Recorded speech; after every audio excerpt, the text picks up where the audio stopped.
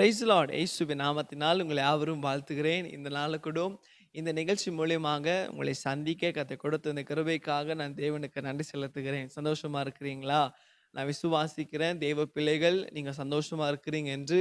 ஒவ்வொரு நாளும் ஆண்டவர் உங்களோட பேசி கொண்டிருக்கிறார், உங்களை பலப்படுத்தி கொண்டிருக்கிறார். ஆமா தானே? எங்க தம்பி சந்தோஷமா இருக்கு?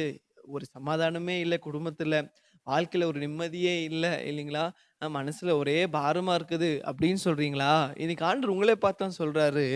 சங்கீதம் 119ஆம் அதிகாரத்தில் 165ஆம் வசனம் ஸ்லாம்ஸ் 119 verse 165 சொல்லுகிறது, உமது வேதத்தை நேசிக்கிறவர்களுக்கு மிகுந்த சமாதானம் உண்டு.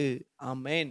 ஆண்டவர் சொல்றாரு இன்னைக்கு இந்த வேதத்த, அதாவது ஆண்டவர் நமக்கு குடுத்த இந்த பைபிளோட வேதத்த, அது இருக்கிற வசனத்தை படிக்கும்போது, அத நேசிக்கும்போது நம்ம உள்ளத்துல ஒரு சமாதானம்.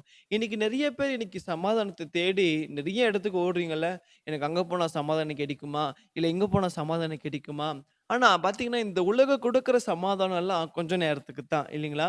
இப்ப ஒரு குடிகாரன் எடுத்துக்கணும்னா, அந்த குடி அவனுக்குள்ள இருக்க வரைக்கும் தான். அந்த போதை அவனுக்கு இறங்கிருச்சுன்னா அப்புறம் என்னது தெரியுமா? அதே பாரம், அதே கவலை, அதே பெனாத்துவான்.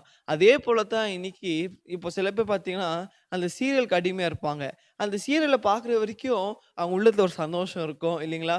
ஒரு நிம்மதி இருக்கும். ஆனா அதுக்கப்புறம் திரும்ப அதே பாரம், அதே ஒரு பிரச்சனை, ஐயோ! அதே கவலை, கண்ணீர் தான். ஆனா ஆண்டவர் சொல்றாரு, இந்த வேதத்த நேசித்து அதை வாசிக்கிறவங்களுக்கு மிகுந்த சமாதானம் உண்டா? ஆமென். ஒருவேளை இன்னைக்கு இந்த வேதத்த நீங்க படிக்காம இருக்கிறீங்களா? இந்த சமாதானத்த தேடி அங்கங்க அலைஞ்சேன்ப்பா. இந்த சமாதானம் இன்னைக்கு எங்க கிடைக்கும்? ஆனா ஆண்டவர் சொல்றாரு, இந்த வேதத்த நீங்க வாசிக்கும்போது, உங்களுக்கு ஒரு நித்திய சமாதானத்தை கர்த்தர் தருவாரு. ஆமென். இந்த வேதம் எல்லார் கையிலயும் இருக்குல்ல.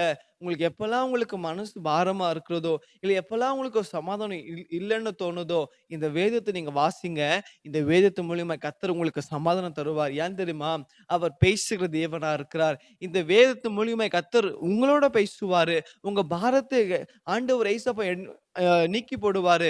ஆகையால இந்த வேதத்தை நேசித்து அதை வாசியுங்கள். கர்த்தர் சொல்றாரு, நான் உனக்கு சமாதானம் தருவேன். ஆமென்.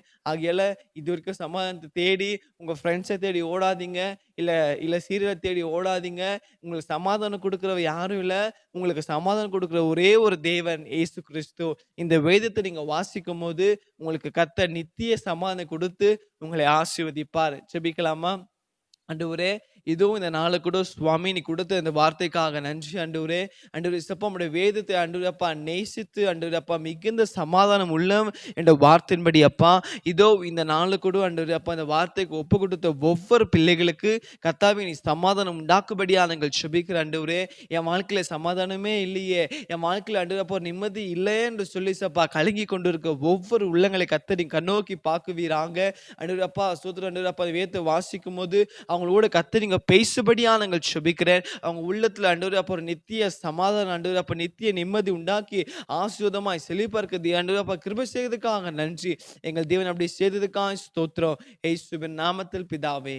ஆமென். ஆமென். God bless you.